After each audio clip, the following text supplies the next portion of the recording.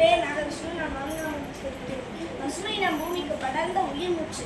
பாரம்பரியம் நம் வேர்களை தாங்கும் பேரழகு. இன்று நான் பேசப்போகும் தலைப்பு பசுமையும் பாரம்பரியம். இவை இரண்டும் ஒன்றோடொன்று பிரிக்க முடியாதவை.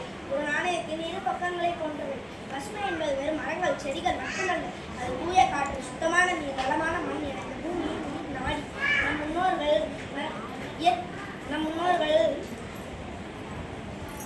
நம் முன்னோர்கள் இயற்கையை தெய்வமாக போற்றினார்கள். பசுமை இல்லா பூமி உயிரில்லா உடலுக்கு சமம். நம் முன்னோர்கள் மரங்கள் வெட்டுவதை தவிர்த்தார்கள். நீர்நிலைகளை பாதுகாத்தார்கள்.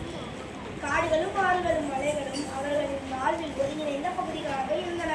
இன்றும் நம் கிராமங்களின் வீடுகளுக்கு முன்னால் துளசி மரத்தையும் வேப்ப மரத்தையும் காணலாம்.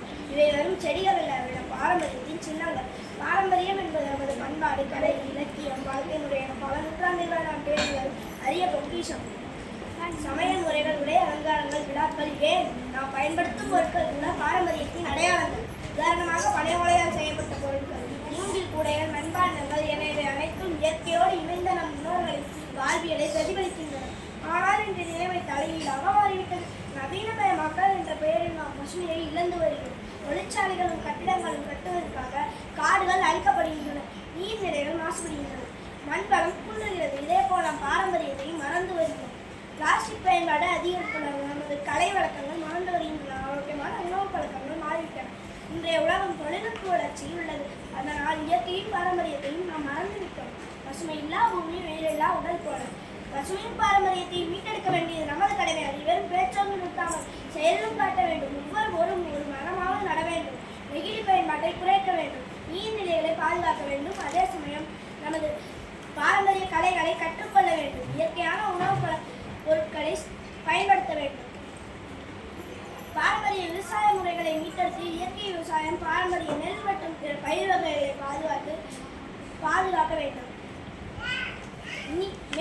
நீர் மேலாண்மை முறைகள், ஏரிகள், குளங்கள், கிணறுகள் போன்ற நீர்நிலைகளை பாதுகாத்து புதுப்பிக்க வேண்டும். சுற்றுச்சூழலுக்கு உகந்த வாழ்வியல் பழக்கங்கள், கலாச்சார விழாக்கள், இயற்கையை போற்றும் விழாக்கள், மரபு சார்ந்த விளையாட்டுகள், கலைகள் மூலம் சுற்றுச்சூழல் பாதுகாப்பு குறித்த விழிப்புணர்வை ஏற்படுத்த வேண்டும். பசுமையும் பாரம்பரியமும் கைகோர்த்து செயல்படும் போது நாம் ஒரு நிலையான, வளமான மற்றும் ஆரோக்கியமான ஒரு எதிர்காலத்தை உருவாக்க முடியும். பாரம்பரிய கட்டிடக்கலைகள் நம் தமிழ்நாட்டின் கோயில்கள், கோட்டைகள், பாரம்பரிய வீடுகள் ஆகியவை சுற்றுச்சூழல் சார்ந்த அம்சங்களை கொண்டுள்ளன. உதாரணமாக வெப்பத்தை தெரிவிக்கும் வகையில் அமைக்கப்பட்ட கூரைகள், காற்றோட்ட வசதிகள் கொண்ட வீடுகள் நம் பாரம்பரிய கட்டிடக்கலையின் சிறப்பு அம்சங்களாகும்.